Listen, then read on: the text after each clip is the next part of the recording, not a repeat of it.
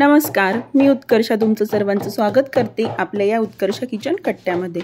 तर आज आपण बघणार आहोत झणझणीत आणि चटकदार असा खानदेशी मिरचीचा ठेचा। तर अतिशय सोपी अशी रेसिपी आहे, अगदी 10 ते 15 मिनिटात तयार होते। पराठ्यांसोबत, पोळीसोबत आणि कणण्याच्या भाकरीसोबत तर ठेचा हा आवर्जून असा खाल्ला जातो आणि खूप छान असा बेत होतो। तर इथे आपण मीडियम तिखट मिरच्या घेतल्या आहे। तर आपण बाजारात मिरच्या घ्यायला जातो तर तेव्हा मीडियम तिखट मिरच्या अशा मागायच्या। तर या मिरच्या खूप कमी तिखट होत्या, त्यासाठी यामध्ये मी 3 ते 4 बारीक मिरच्या घातल्या आहे। त्यानंतर थोडं तेल घालून मिरच्या ह्या छान भाजून घ्यायच्या आहे। मिरच्या भाजल्यामुळे त्यांचा तिखटपणा हा कमी होतो। तर तुम्हीही अशा पद्धतीने बारीक मिरच्या ह्या यामध्ये ॲड करू शकता। तर अशा प्रकारे सराट्याने मिरच्या ह्या खालीवर करून व्यवस्थित अशा भाजून घ्यायच्या आहे। तर बघा, मिरच्या ह्या छान आपल्या भाजून झाल्या आहे। तर या आपण एका प्लेटमध्ये काढून घेऊ आणि थंड करून घेऊ। त्यानंतर मिरच्या या आपण बारीक करू। तर बघा, इथे आपण बडगी आणि ठेचणी घेतली आहे ठेचा बनवण्यासाठी। जर तुमच्याकडे बडगी आणि ठेचणी नसेल तर तुम्ही खलबत्त्यामध्ये हा ठेचा बनवू शकताय किंवा मिक्सरच्या भांड्यामध्येही बनवू शकताय। तर इथे आपण बडगीमध्ये सर्वात अगोदर 10 ते 12 लसूण पाकळ्या घालतोय। त्यानंतर कोथिंबीर आणि चवीनुसार मीठ आणि या भाजून घेतलेल्या मिरच्या घालायच्या।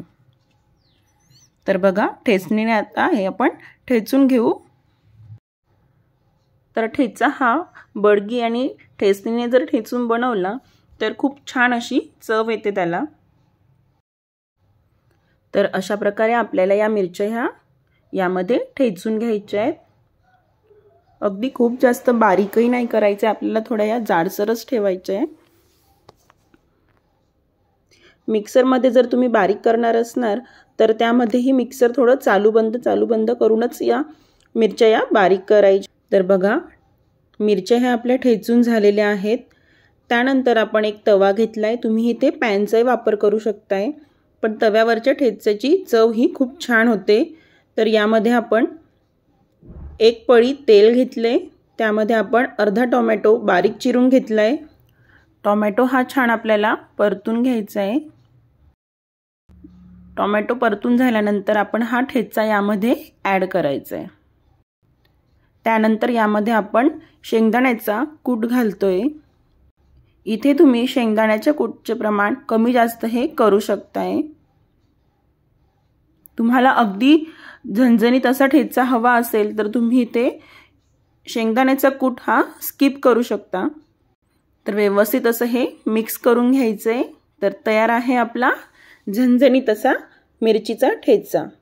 रेसिपी आवडली असेल तर लाईक करा, शेअर करा आणि चॅनलला सबस्क्राईब करा आणि बाजूला दिलेल्या बेल आयकॉनला प्रेस करा, म्हणजे माझ्या नवीन येणाऱ्या रेसिपीचं तुम्हाला नोटिफिकेशन दिसेल। तर भेटूया आपण अशाच छानशा नवीन रेसिपीमध्ये। तोपर्यंत बाय बाय।